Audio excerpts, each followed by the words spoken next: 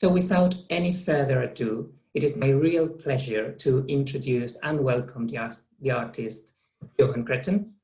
Johan is a Belgian sculptor based in Paris. Though trained as a painter, he soon turned to ceramic and bronze as his primarily mediums. He is affectionately known as the clay gypsy, and he is working wherever he has the opportunity, from Miami to Mexico, from Den Haag to New York. Creten is considered a front runner in the revival of ceramics, alongside Lucio Fontana and Thomas Schütte. Creten's work connects with us as individuals and also as a society through the exploration of subjects that are recurrent, such as nature, the female form, power, politics, and spirituality. And tonight, Johan will revisit his experience as an artist in residence at Sèvres in his lecture, The Adventures of a Flemish Sculptor at the Manufacture de Sèvres. Welcome, Johan, and over to you. Thank you. Thank you, Felix. Thank you very much for this introduction. And I'm thrilled and excited to do this tonight. I'm a bit nervous because this is my very first Zoom lecture. So it's a first. I wanted to also thank Nette Megans, who I first got in contact with at the first Zoom lecture, and with Caroline. And let's go and start and delve into my memories, because I wondered if I started to talk about Sèvres, because I was lucky to spend some time at the factory. Where should I start a talk like that? And I said to myself, I'm trying to go to the next slide. Okay. Yes. I said, I'm Flemish. I'm Belgian. My slides are not going very quickly. It's weird. We've been trying to do this for weeks now. Let's see.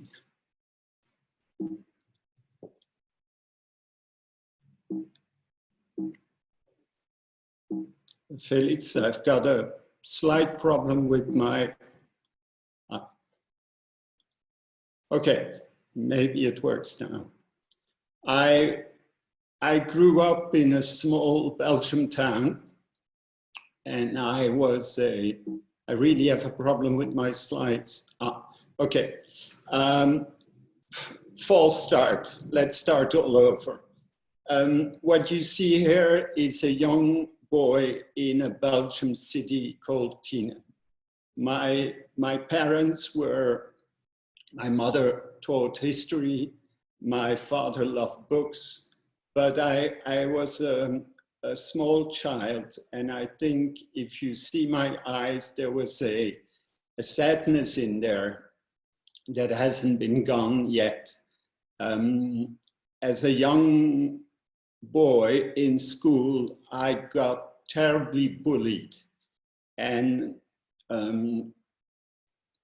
there was just one moment where I found out that I could draw and make things. And when I drew a sketch in school, or I made a little object, suddenly the bully would calm down and would give me some type of respect. I'm telling all of this just to get started here. But as a small boy, the only place I could hide out was a local small museum called the Little Tower. In fact, the funny thing is it's an old medieval prison. And in the 70s, they restored the prison and turned it into a museum and a library. And so the only place I could hide out for the bullies was the museum. So every night before going home, I would hide out in the books, in the middle of the books. And one night I was drawing in the street. I would paint in the street, not street art. I would make really with my easel and my paintings.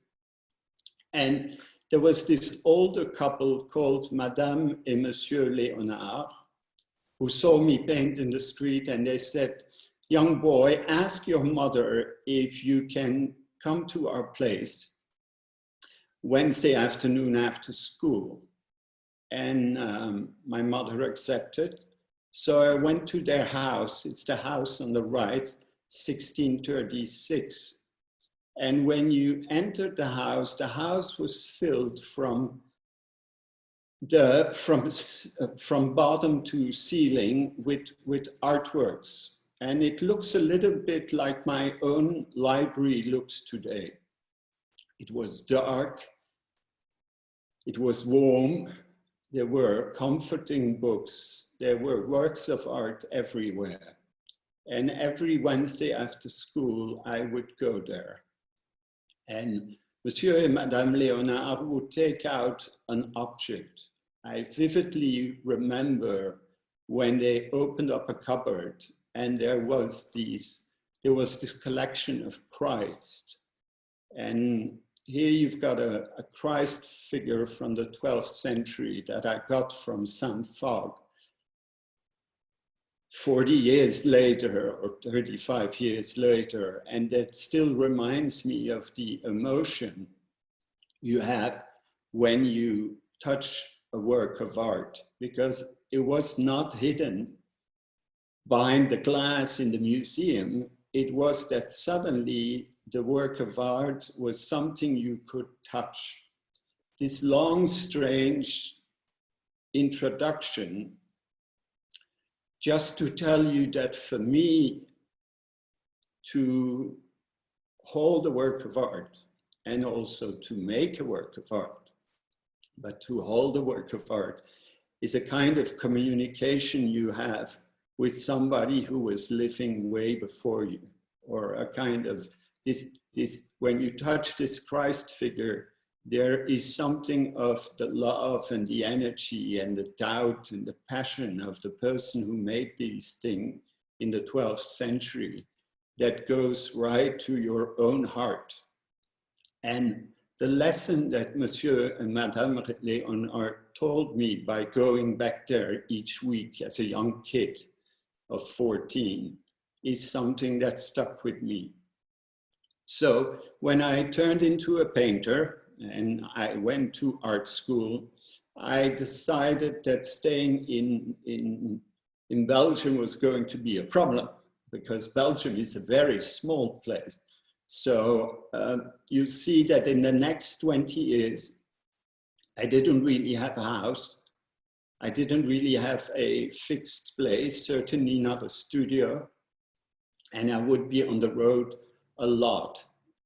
But first I went to Ghent, and in Ghent, in the 1980s, the art world for a painter was, I think I could give these two examples, Daniel Buren with his striped canvases from the 60s, and Joseph Cossert from 65 with his conceptual art.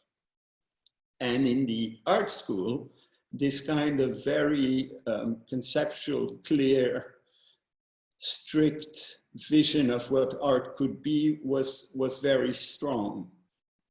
And what I wanted to do was something very different. I found out as a painter at the art school was overflowing with painters. There were painters in every corner of the school. Except that I found that there was one studio in the art school where there were only a couple of old women. That art studio was totally deserted, and it was the ceramic studio. And when I went into the ceramic studio, there was this woman called Carmen Dionys, who was one of the first female Belgian ceramic sculptors who would come there once a week and teach.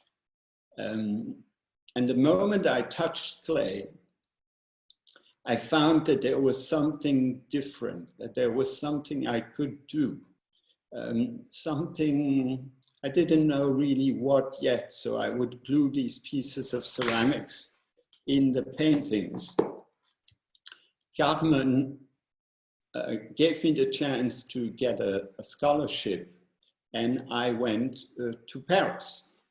And in Paris, I've got to talk about another sculptor who is called Georges Jean-Claude. And Georges Jean-Claude brings us already to Sèvres, because for people who study Sèvres porcelain, they know that Georges Jean-Claude in the 80s, late 70s and 80s, was in charge of an artist program at the Manufacture de Sèvres.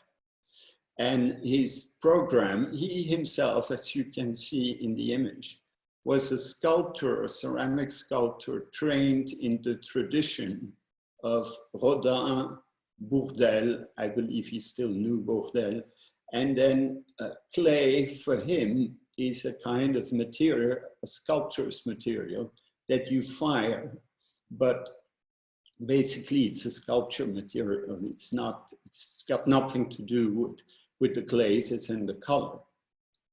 But the important thing for our lecture today is that Georges Jean-Claude took us all to Sèvres one day. And in Sèvres, there was this studio, and there were, at the time, I remember pieces by Viola Frey that you all definitely know, and by Betty Woodman, I imagine you also know.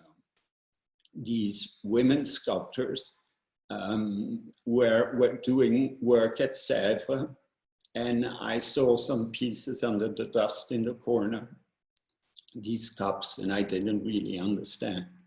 Because what I myself was doing at the time was that I would make these strange ceramic pieces, and these pieces I would show them during the day in a gallery in Paris.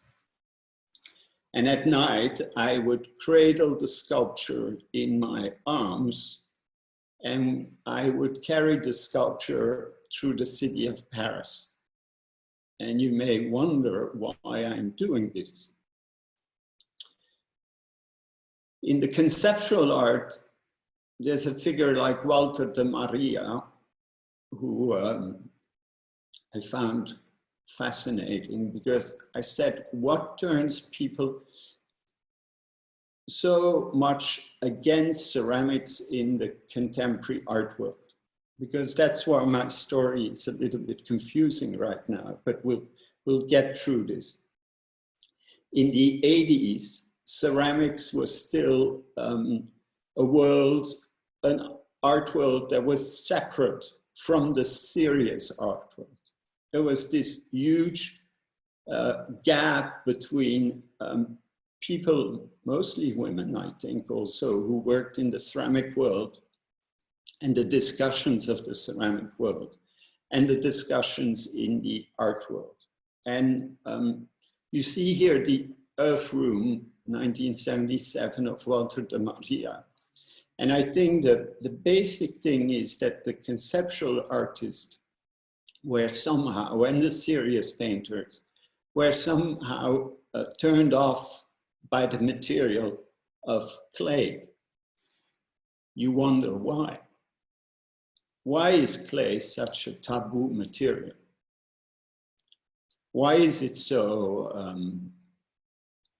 why wasn't it really used in the art world as such?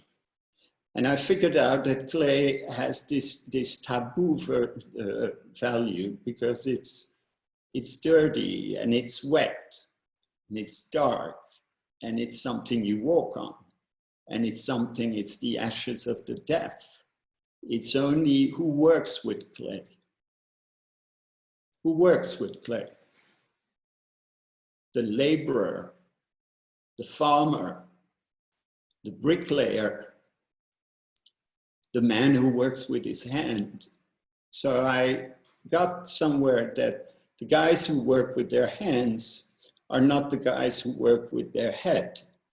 So the people who can touch clay, it's not weird that it are women, because, you know, we talk about earth and clay as Mother Earth. So it's for me symbolically that people would touch clay, that women would touch clay and make these pots that look like the earth, like a belly with the neck. And then, so I understood that there was a very strong symbolical meaning to clay for myself. And so the other taboo is you play with fire. Not only do you do by taking a piece of clay and turning it into a small sculpture, you do a symbolical, almost religious act of acting as a god who takes earth and turns it into something. But you also play with fire. Playing with fire, as Cunelis does in this piece of 69, is also a taboo, to play with fire. And I understood that if you combine these two things, you can make a sculpture, you can make pots, but maybe also you can tell stories. So to go back to my performances in 1988 in the subway in Paris, you see, depending on how I hold the piece, the sculpture in clay, it turns into I cradle it, or it becomes aggressive. There's a whole way of looking at the piece and finding other meanings in there. Now, I called the show Kunstkamer in Flemish.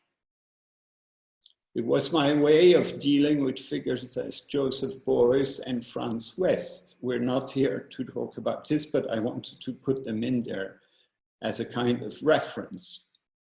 But basically, all the ceramic pieces I would make would form a kind of language, a kind of coded symbolical storyline that, as the Kunstkammer you've talked about a lot in your lectures, where porcelain and ceramics also had its place, a Kunstkammer, is a place where you construct your vision of the world, where each object and each found element is just one element in the construction of a long phrase, and that phrase constructs your vision of the world. So as a young artist, I would make these pieces. And I simply understand that this type of clay was not something I could show in the clay world, because in the clay world, the first thing people would ask me is, Johan, what temperature do you fire at? Johan, what glaze do you use? Is this reduction or is this oxygen? Is this grog or is this, and so on. Whereas for me, the essence of clay was something else. In the first shows in the 1990s, you see that clay has to do with earth, and earth, you can also call it the land, das Land, die Erde. Die Erde in Germany has a very particular sound to it. It's the earth, and clay is also your origin and your roots. And so in these shows, if you look at these pieces of 93, the American eagle becomes a problem. Pieces are called Autoportrait en tête de Turc ou L'Appel, and they all have something to do with politics and with the vision of the world. So, for instance, this large installation with ceramic type of potatoes. You see that what's important for our lecture is the idea also of size. My way of using ceramics was not as an object, as something that has a function or is a decorative thing you place on a shelf. It's this clay object that has another purpose. And so you see glaze and color also take on another meaning. This is, for instance, a good example. It's a piece made with typical Valoris glazes. And Valoris glaze is called l'enflammé. This kind of very, very crusty, colorful glaze. And if you start looking at what the piece really means, it's talking about social evolution. It's talking about sexual dynamics. It's talking about a vision of the world that is not a decorative vision. That's another story. So again, all of this to tell you why I will get to Sèvres, but it's important you see this before. Like another important thing is that I always showed my work from the beginning in the context of contemporary art. I decided that shows in the ceramic world wouldn't do it because of the lack of communication and dialogue about what clay could tell differently. So I always looked for a different context. And I would travel from one place to the next. Here we're in the desert of Mexico. And one important series that I started in the late 80s is called Odore di Femmina. And Odore di Femmina is Don Giovanni. I think you all know Don Giovanni, the big seducer. At some point he's by himself and he says, Odore di Femmina. And Odore di Femmina is not parfumo di donna, it's not the perfume, it's something more complex. So I started to make these rather abstract pieces where you can discover flowers. They are hand modeled and they, from a distance, I glazed the first ones black. And the beauty of glaze is that it looks wet and shimmery and you've got matte and shiny glaze. And it gives you a different kind of feeling. It's like as if the sculpture is wet. And the other thing is, by its shape, it almost looks untouchable. These first torsos that look like almost abstract pieces, clay is used just as a material that also says, don't touch me. If you touch me, you break me. Each time these sculptures are shown in a museum or in a collection, there's always the danger that you break them or that you cut yourself. There's always blood. And so the idea that the decorative idea of flowers makes you think about the mussel shells on the rocks in the sea, or Marcel Brotas in '65 with this moule, mussels and molds.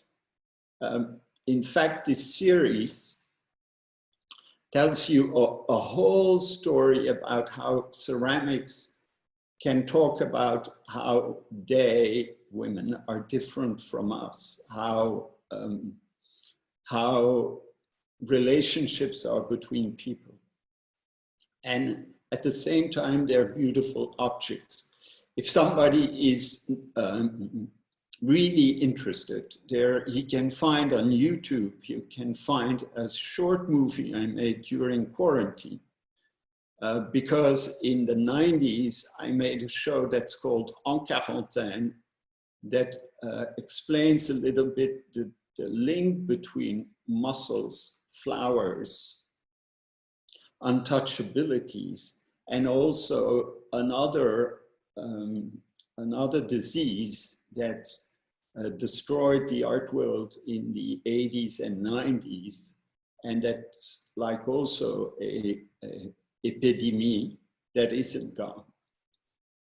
Now we go to finally to the Manufacture Nationale de Sèvres, because in 2001 I was living in Miami, and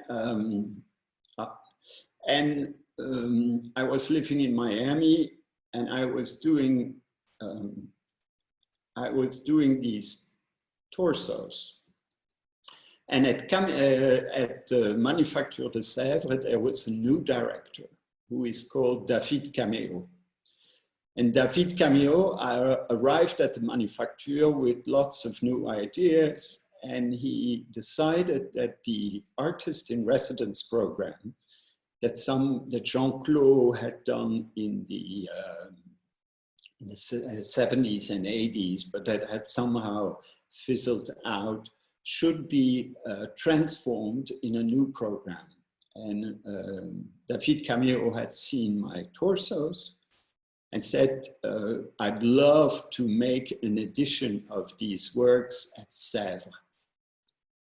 And he had two colleagues, Laurence Meunier and René Jacques Meyer, and they said there's this beautiful link between Sèvres, the flowers of Sèvres, with this pastillage technique, and your pieces that you're making in Miami and that were shown at the Bass Museum in 2003. And so they said, we'd love to make an edition of these sculptures. And I said to David, I said, no way, José. I don't want you to make an edition, but I know, because I've been at Sèvres in the 80s, I know that you have an empty apartment and an empty studio. I want to come and live in Sèvres. And David, I was the first artist, so David Cameo said, how long do you want to come? And I said, I want to come 3 years. I want to come and live 3 years at Sèvres. And because I was the first, he didn't know any better. And he said, okay, Johan, come to Sèvres, you can stay 3 years. So Sèvres is here in the bottom left, Pont de Sèvres, Paris. So a nice long subway ride to the Pont de Sèvres. When you cross the bridge, you see Sèvres is here next to the Parc de Saint-Cloud. You've got the river and Sèvres. And for the people who study Sèvres, the river is there because of materials and transportation. And in the back, behind Sèvres, not that far, you've got Versailles. And as a supplier of Versailles, they were perfectly located next to the palace. Now you go through these imposing doors of the Manufacture de Sèvres. You've got this fantastic museum, Musée National de Céramique, very imposing, and very important for later, the figure of Palissy, imagined by Barrias. And here you've got an overview of this enormous museum factory as a kind of village. This village, kind of gigantic thing, and it functions still In the foreground, you see the museum, and behind it, you see all these different buildings. And in fact, each different building has a reason to exist. And the factory, the funny thing is, when I arrived, some of the workers were still living in the housing you see on top left. On top left, you see the housing for some of the workers who were living there since several generations. And all the different buildings have a reason to exist. And normally the idea was that that way, each atelier knew its own work, but no person knew the whole secret. Everybody had only its own reason, its own special reason. And so there's this building with artist studios that I had visited with Jean-Claude, so ages ago, and that was totally empty. And I got an apartment. I arrived from Miami. I didn't have a house, so I had a studio downstairs and an apartment upstairs. And for the first time in my life, I really brought together the things that I like and that I love. And I started living at the Manufacture. And the first days were terrible. The first days were terrible because I had heard all these horror stories from Jean-Claude saying that, that there was a big apprehension of the crew against contemporary artists. Because most contemporary artists, for them, were only people who would come in once in a while and say, you've got to you have to do this and that, and this is no good. And so the beginning was a little tough, but I'll tell you more later. I understood from the start that there was something I wanted to do in Sèvres that had been largely forgotten, because I loved these stoneware figures of the 1920s. Here you've got Dalou and some other very decorative small stoneware sculptures. And I said to myself, why is there no longer any stoneware at Sèvres? So people told me that it had been forgotten because of the fact that there was cross-pollution between the stoneware paste and the porcelain paste, and that these two production lines at Sèvres made a problem. Now, myself, I had had already an experience with stoneware. I had made these torsos with a potter in La Borne, and I had shown them in the Biennale of Istanbul. But, and that almost nobody knows, I already had done something at Sèvres. In 2001, I had made a project in the very dangerous suburbs of Paris. At the time being, Aulnay-sous-Bois was already considered a place where there was a lot of social injustice. And I had made this project where you see, if you look in detail, these stoneware panels, they're insects and figures, a little bit in the tradition of Dalou. And I had made these fake walls with stoneware bricks. They were mounted on metal constructions, and we would fire them at the Manufacture de Sèvres and then drive them with a minivan through the city and of Aulnay, and the northern, a little bit like the Bronx in, or they'll kill me, like the Bronx in New York. But just to tell you that I had fired pieces in stoneware at Sèvres, because they had let me use the kilns. So I knew that there was a possibility to do something with stoneware at the Manufacture. So we made these, I asked the guys to start working on the paste, on new stoneware paste. And at the same time, I said, I've got to do something. So I asked for the famous porcelain paste, and I modeled a small Odore di Femmina in a couple of hours. And I always remember Dede. Dede was the head of the firing of the kilns. And he was an older man living at Sèvres. And I had made this in a torso. And Dede came into the studio and said, "Mister, you know how to work. You know how to work. Vous savez travailler." And from that day on, everything changed, because I fired the piece in Sèvres Biscuit, and from the moment it came out of the kiln, the whole crew changed attitude. And for the next 3 years, working at Sèvres became something really interesting, because of the fact that I slept on location. I would be next to the coffee machine in the morning, and we'll come back to that. But I understood that there was a very difficult issue for me as a sculptor at Sèvres with the porcelain, because as you all know, when you fire a porcelain sculpture or a porcelain object,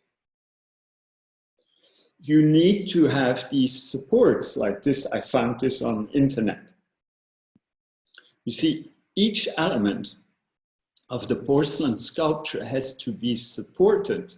Otherwise, it just sags into during the firing. Now, Sèvres at that point was also investing in new kilns. Computer-controlled kilns, so there were lots of new possibilities. But my problem was that Odore di Femmina, and here you see we're months and months later, and we had lots of disasters and pieces being destroyed. And you see, how do I support Odore di Femmina? How do I do this? Because the paste is normally made for small pieces.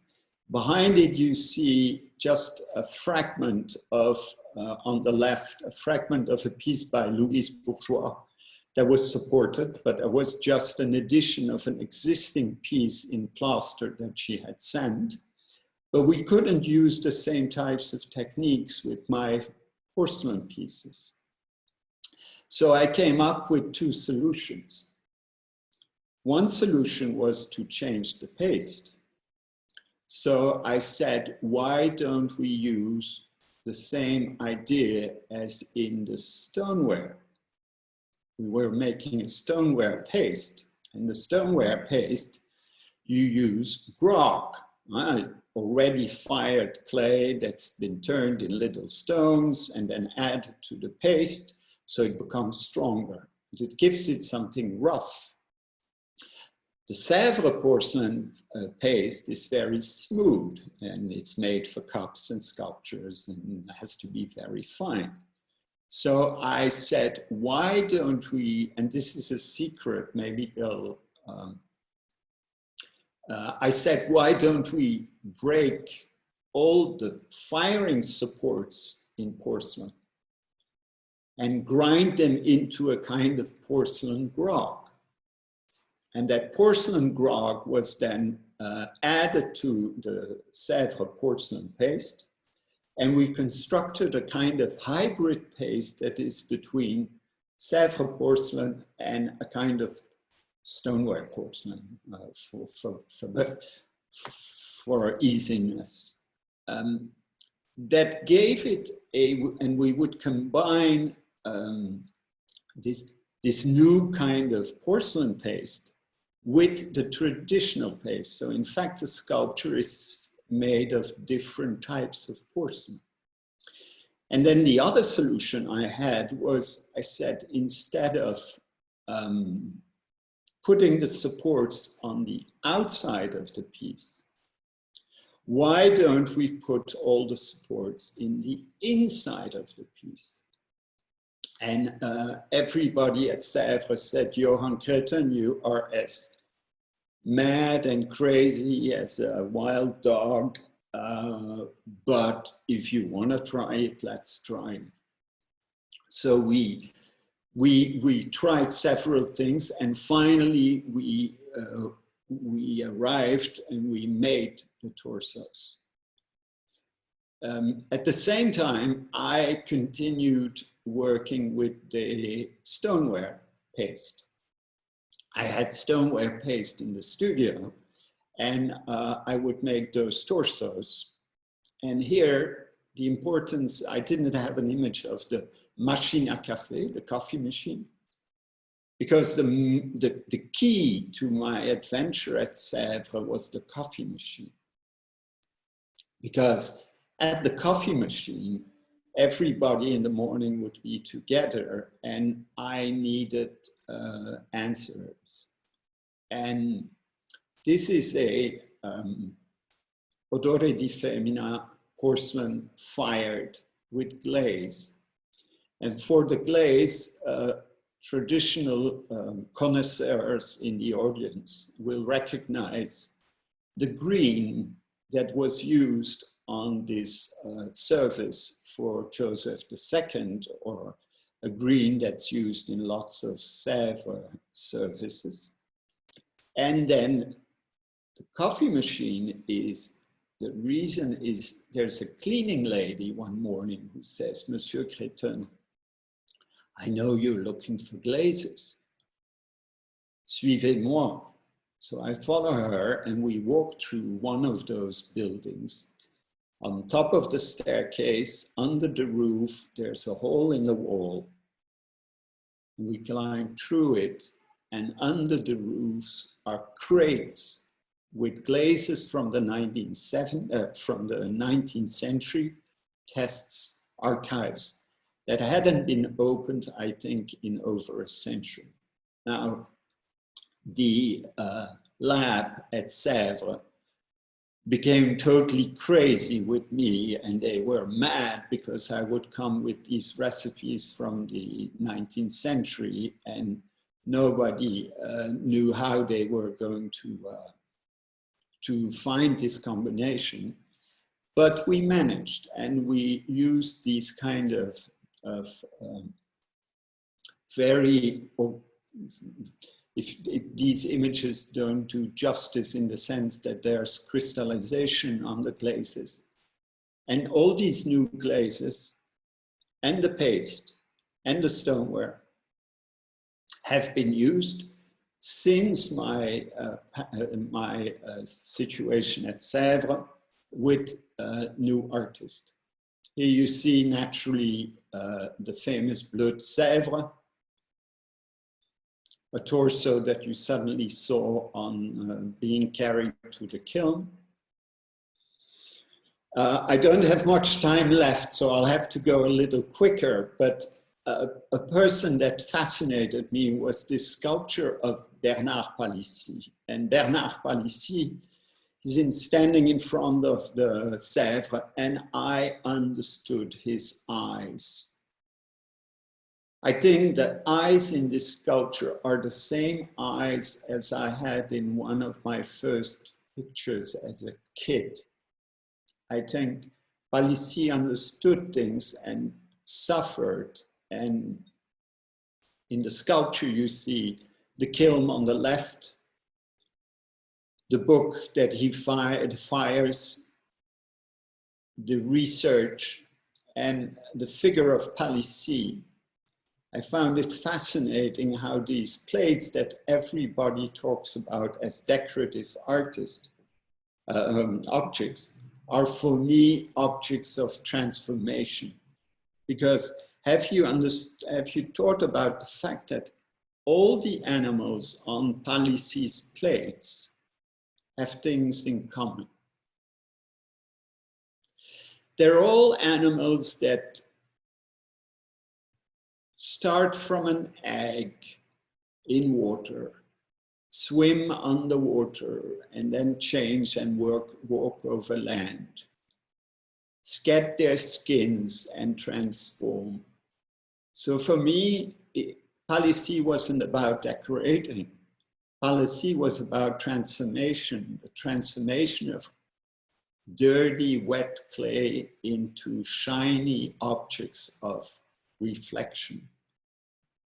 And I had dealt with Palissy before in these pieces. But so I decided that it was time for me to do things in Sèvres that I hadn't seen in 60 years. I started modeling in the studio these really big sculptures. This sculpture was just the size of the kiln.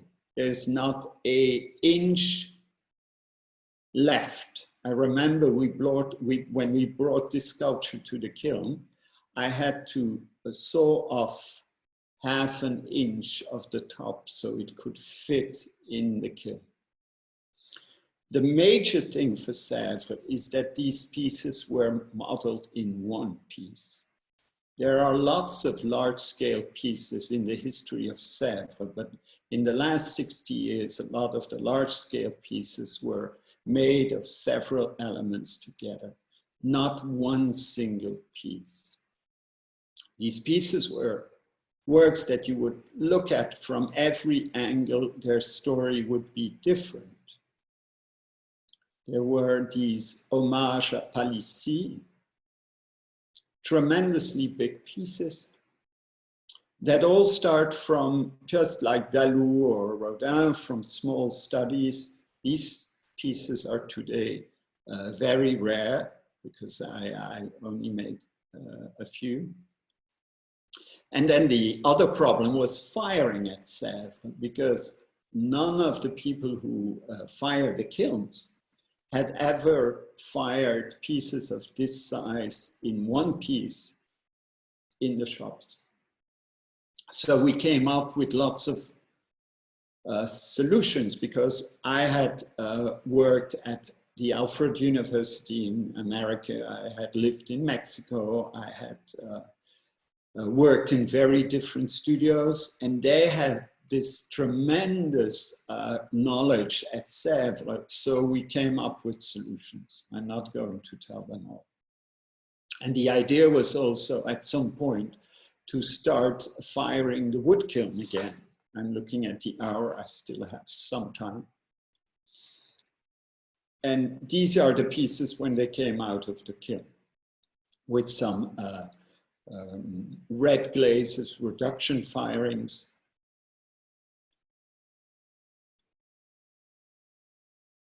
And these huge vagues pour Palissy. All these pieces for the time being were modeled by myself, and now came the time to work with Sèvres. So the idea was for the huge pieces to resculpt them by the workers at Sèvres. So we made these models of the sculpture full size. This has been turned into a mold. And here you've got the marks of all the people at the factory. So on some pieces, it's very interesting. You've got my signature. You've got the Sèvres mark, the date mark, and also the marks of people who then will resculpt the pieces. The sad thing is that sometimes they're hidden under the glaze. So these are then the pieces that turned out as additions.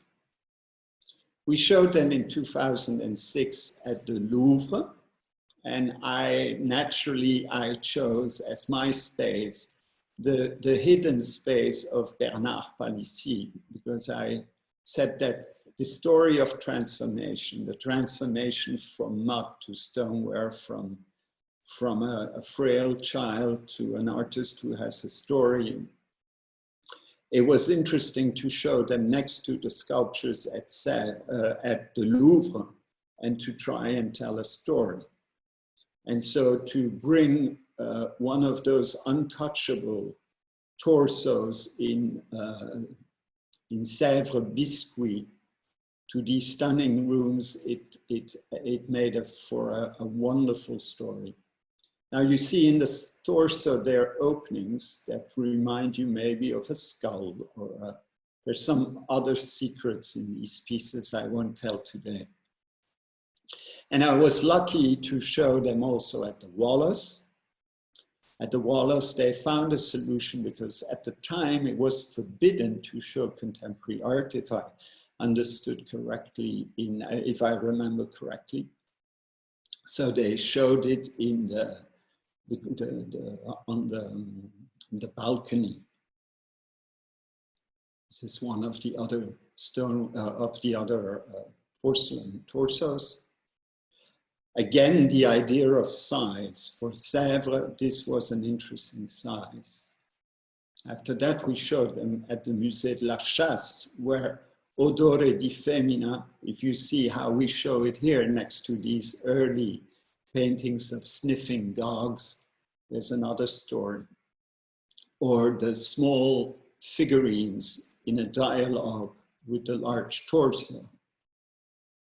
Now, what's still important for us here is that this adventure at Sèvres, I documented it in a book. This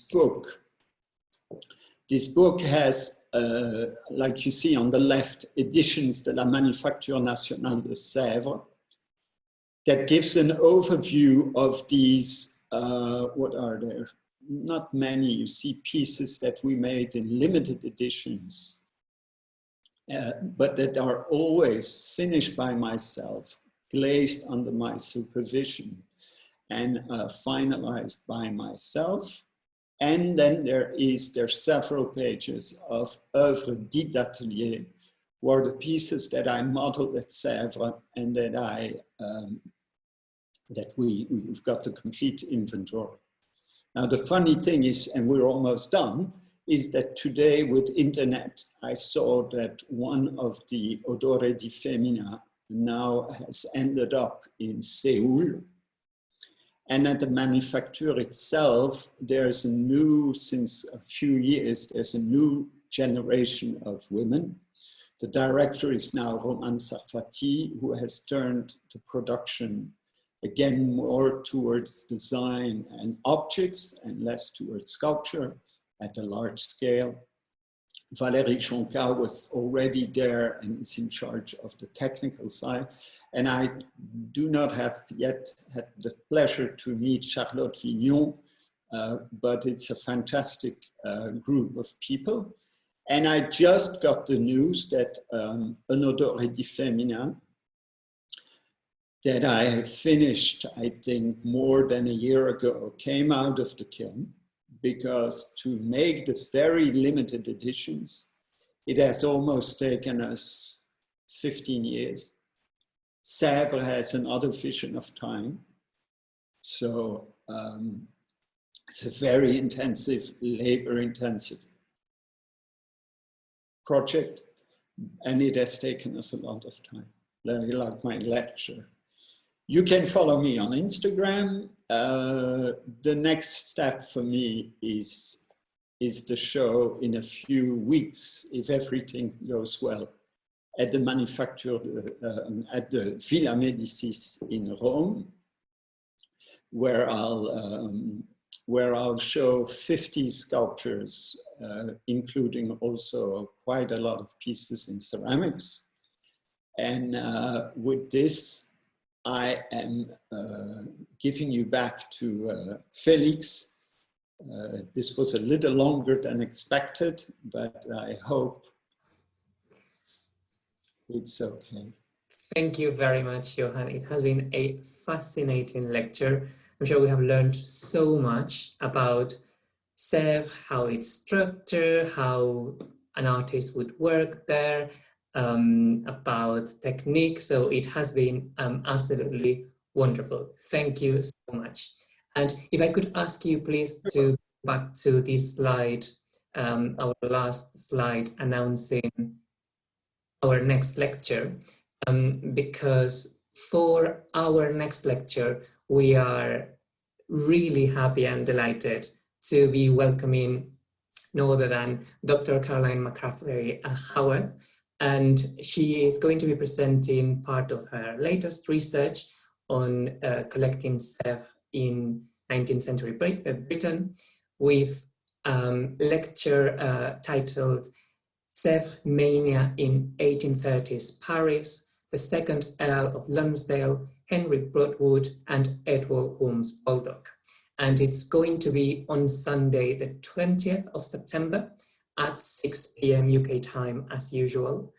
So this is going to happen in 2 weeks and we are very, very excited. So now we are going to go on with our Q&A session, and I'm sure there's going to be wonderful comments and wonderful wonderful questions for you, Johan. And well, I just wanted to mention how lucky you must have felt to spend such a long time, 3 years in Sèvres, and working with such a talented team of craftsmen. It must have been really mind-blowing. And so if you have any other anecdotes, like the wonderful anecdote about the coffee machine that you want to share, it would be wonderful. The thing is that after 1 year, David Cameo, the director, came to me and said, Johan, please, please stop, because you've taken over every studio in the Manufacture. So I had somehow managed to make guys work on the porcelain, guys work on the stoneware, guys work on the glazes, guys making molds. So after 1 year, I understood that I had to slow down. So, but for 3 years it was really, really intense. Yeah, really intense, because you have to convince people that what you want to do is possible. That's, well, it must have been, yes, very, very intense, as you say. And we have a question by Felix K, I suppose, which is in the smaller rose vulva. Did you work just in biscuit, or always with the glaze? But there are differences. There is a biscuit edition at Sèvres, a small edition. All these editions are sold out, but there are different versions. So you've got biscuit, you've got glazed, you've got blue, you've got unique pieces. I tried out the whole range of possibilities with Sèvres. I see, thank you. And we have a question as well about the hidden secrets in Odore di Femmina. If you can share any other hidden secrets that you have mentioned, that they're not for this lecture, but maybe give us a little taster about them. I think if you have the chance to go on YouTube and watch the movie Quarantaine, if you find it on YouTube or you find it on my Instagram, I tell a little bit more about it's all about seduction, but black is seduction, but it's also mourning. It's the color, a woman wears black to go out, but you also wear black to mourn. And the idea of all these pieces is that it's beauty that, for me, beauty is the most important. Even in those very colorful animals from the beginning, they've got something aggressive maybe, but they also have something beautiful. For me, beauty in the Odore di Femmina was something that made them be accepted. But it's also something that made them very dangerous in the contemporary art world, because in the contemporary art world, beauty is a dangerous thing. That's a very, very interesting, very profound concept, and very beautiful as well.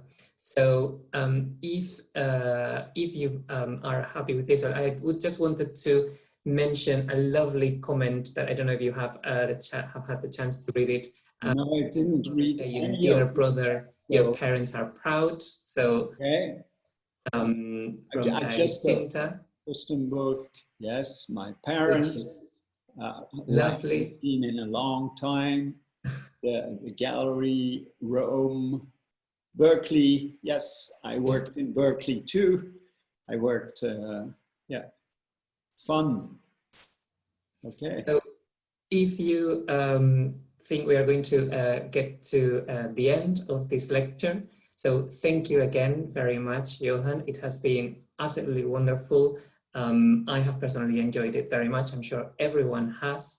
So we are just... I was a bit nervous, but that's always the first time you're a bit nervous. So I hope... Well, I think I sympathize with how you feel because of this first time experience for me. For you, for Felix, it was the same thing. First time presenting, you did a great job. And the whole crew at the Porcelain Society, thank you. Because when I went to your first Zoom lecture, I was sitting in my pajamas and I didn't know that I was direct with you guys. And it helped me a tremendous lot through lockdown. When Paris, we were all so scared and we were home and we wouldn't go out. And for me, these lectures by the French Porcelain Society were always a moment of community, and they've helped me an enormous lot through this difficult period, and I thank you really for that. So bravo to the French Porcelain Society. That's very sweet of you. Thank you. Okay. I've loved it every step of the way. Thank you. Okay. Just to say again, thank you to you, Johan, and thank you to everyone who has been there listening tonight. And we hope you can join us next time on the 20th with a wonderful lecture by Art. So good evening, everyone. Thank you. Bye. Bye.